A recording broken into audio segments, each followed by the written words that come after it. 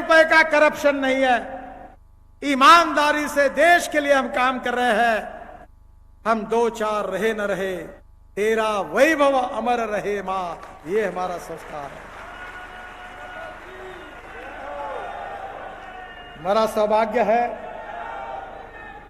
कि राष्ट्रीय स्वयंसेवक संघ और विद्यार्थी परिषद के संस्कारों में मेरे व्यक्तित्व पर संस्कार हुए, वही हमारी सबसे बड़ी पूंजी है।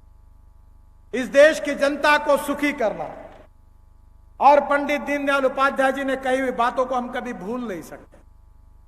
मैं जब पार्टी का अध्यक्ष था तो मैंने कार्यालय के बाहर लिखा था, राष्ट्रवाद, राष्ट्र सर्वोपरि है, हम राष्ट्र के लिए समर्पित है, राष्ट्रवाद ये हमारा आत्मा है। और अगर हम सत्ता में रहेंगे तो गुड गवर्नेंस एंड डेवलपमेंट, सुशासन और विकास, ये हमारा मिशन है, हमारा काम है। और पंडित दीनदयाल उपाध्याय जी के सामाजिक आर्थिक चिंतन पर, जो अंत्योदय का सामाजिक आर्थिक चिंतन है, वही हमारा उद्देश्य है।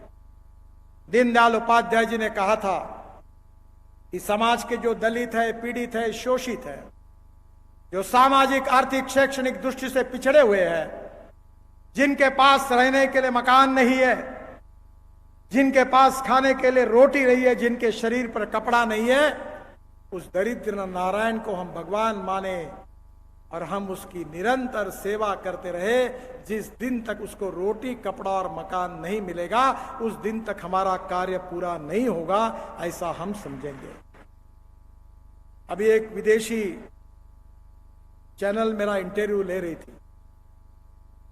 उन्होंने मुझे पूछा कि आपके जीवन में सबसे अच्छा काम कौन सा हुआ। अभी तो 7 वर्ल्ड रिकॉर्ड हुए, 2 दिन पहले और एक रिकॉर्ड हुआ। मैंने बड़ी बड़ी टनल बनाई, हाईवे बनाए। अगर आप मुंबई में आओगे तो 55 उड्डान पुल मुंबई में मैंने बनाई। वर्ली बांद्रा सी लिंक प्रोजेक्ट बनाया, मुंबई पुणे एक्सप्रेस हाईवे बनाया। अब तो खूब एक्सप्रेस 32 एक्सप्रेस हाईवे बना रहा हूं, टनल बना रहा हूं, रोड बना रहा हूं। जब सिंचाई मंत्री था तो बड़े बड़े प्रोजेक्ट बनाने की, योजना बनाने का मुझे सौभाग्य मिला। पर मैंने उनको एक ही बात कही कि मेरे जीवन में अगर अच्छा काम अगर कोई होगा तो इस देश में 1 करोड़ लोग आदमी आदमी को धोने का काम करते थे, साइकिल रिक्शा पर या कभी अपने कंधे पे रखकर आदमी आदमी को धोते थे। बरसात में, धूप में, ठंड में जानवरों जैसे दिखते थे वो अच्छा काम करते समय। और मैं जब मंत्री बना तो मैंने ठान लिया, मैंने मैकेनाइज्ड ड्रिवन ई रिक्शा इस देश में लाई, और 1 करोड़ में से अब 99 लाख लोग अब मैकेनाइज्ड ड्रिवन ई रिक्शा चलाते हैं, उनको मुक्ति मिली। अब कोई 1 क्विंटल का बोरा पीठ पर नहीं रखता, तो इलेक्ट्रिक वैन में रखकर, इलेक्ट्रिक कार्ड पर रख के जाता है। तो मेरे जीवन का ये सबसे बड़ा अच्छा काम है जो गरीबों के लिए समर्पित है। बहना और भाइयों, राज बदलता है पर समाज बदलना चाहिए। ये सूरत बदलनी चाहिए। ये गरीबी, भूखमरी, बेरोजगारी से मुक्ति मिलनी चाहिए। किसान के खेत को पानी मिलना चाहिए, युवा के हाथों को रोजगार मिलना चाहिए, देश का इंपोर्ट नहीं बंद हो जाना चाहिए, और देश का एक्सपोर्ट बढ़ना चाहिए, और देश का किसान अन्नदाता, ऊर्जादाता और विटामिन दाता बना के लखोपति बन जाए, करोड़पति बन जाए, गांव समृद्ध और संपन्न बने। और यही काम हम करने की कोशिश कर रहे हैं। आप सब लोगों की आशीर्वाद, शुभकामना और शुभेच्छाएं हमको सतत ये काम करने की प्रेरणा देती है। मुझे बहुत खुशी है कि हमारे तीनों सांसद आपके लिए लगातार काम करते रहते हैं, मेरे पास आते रहते हैं। मैं उनको भी बहुत बहुत बधाई देता हूं। सभी विधायकों ने और सांसदों ने बहुत सी बातें मुझे बताई है, मैं उसका पूरा गंभीरता से अध्ययन करूंगा और उसको पूरा करने की कोशिश करूंगा। बहुत बहुत धन्यवाद, नमस्कार। और मेरे साथ जोर से कहिए, भारत माता की, भारत माता की, भारत माता की। नमस्कार। था काई भी बार या अनार हम खरीदते हैं और एक्सपोर्ट करते हैं।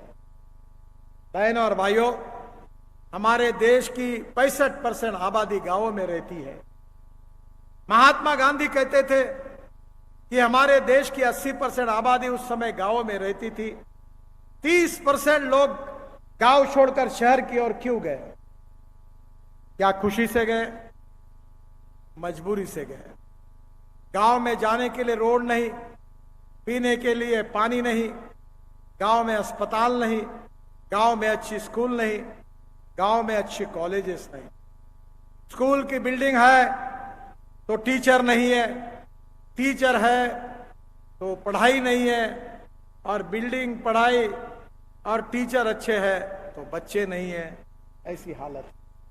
अब कुछ सुधार हो रहा है, पर बहनों और भाइयों, अब केवल स्मार्ट विलेजेस नहीं, स्मार्ट सिटी भी हमको बनानी है। स्मार्ट विलेज भी बनाना है, स्मार्ट सिटी नहीं, स्मार्ट विलेजेस बनाने हैं। और मैं खुद अपने क्षेत्र में 2 स्मार्ट विलेज तैयार कर रहा हूं, जहां 24 घंटे बिजली मिलेगी, 24 घंटे पानी मिलेगा और अच्छे कंक्रीट के रोड होंगे। वो कठिन नहीं है। और इसलिए गांवों को सुखी, समृद्ध, संपन्न बनाना, यही हमारा सबका मकसद है। मैं American president John F Kennedy, इनकी बात अक्सर दोहराते रहता हूं। जॉन एफ कैनेडी जी ने कहा था कि American roads are not good because America is rich, but America is rich because American roads are good. America धनवान है, इसके कारण अमेरिका के रास्ते अच्छे नहीं हुए, तो अमेरिका के रास्ते अच्छे हुए, इसके कारण अमेरिका धनवान हुई। हम राजस्थान के रास्ते 2024 समाप्त होने के पहले अमेरिका के बराबर बना के देंगे, ये मैं वचन आपको देता हूं। और फिर रास्ते के कारण राजस्थान भी एक सुखी, समृद्ध और संपन्न प्रदेश बनेगा। बहनों और भाइयों, रोड के लिए तो बोलने के लिए बहुत कुछ है। आज मुझे खुशी है कि बीकानेर से Suratgarh 2 lane pave shoulder 502 crore 172 kilometre, Nagaur से बीकानेर 75 किलोमीटर 370 करोड़, फतेहपुर से झुंझुनू 116 करोड़, इसके साथ साथ शिलान्यास है Fatehpur, Mandawa, Jhunjhunu 2 lane pave shoulder bypass 264 crore, बहुत से हनुमानगढ़ से कैचियन तक 2 लेन पेव शोल्डर 321 करोड़, और राजगढ़ और पिलानी के बीच में बाईपास का निर्माण 147 करोड़। मुझे खुशी है कि आज 7 रेलवे ओवरब्रिज का शिलान्यास हुआ है। एक बीकानेर में है, दूसरा सादुलपुर में है, परिहारा, चूरू सिटी, मुंडवा रोड, नीम का थाना और अनूपगढ़, हनुमानगढ़ में अनूपगढ़ रोड। ये पूरे 7 आरओबी के लिए मैं आपको बधाई देता हूं, आप सबका अभिनंदन करता हूं। और भी हमारे सांसदों ने अपने भाषण में कुछ मांगे की थी, उसमें से हमारे राहुल जी ने कहा था चूरू सिटी का बाईपास, वो जो उन्होंने कहा है सादुलपुर बाईपास, दोनों के बारे में डीपीआर बनाने की सूचना मैंने दी है और जल्दी डीपीआर बन के ये काम करेंगे। इसके साथ साथ हमारे झुंझुनू के एमपी नरेंद्र कुमार जी ने एक वीयूपी गुधार मोड़ और आरओबी सेतु बंधन के लिए जो कहा रिको फाटक और बक्शा फाटक, वो दोनों भी मैं मंजूर करके जल्दी ही मंजूर करके दूंगा, ऐसा उनको विश्वास देता हूं। जो झुंझुनू बाईपास है साउथ साइड, उसका मैं इवैल्यूएशन करूंगा।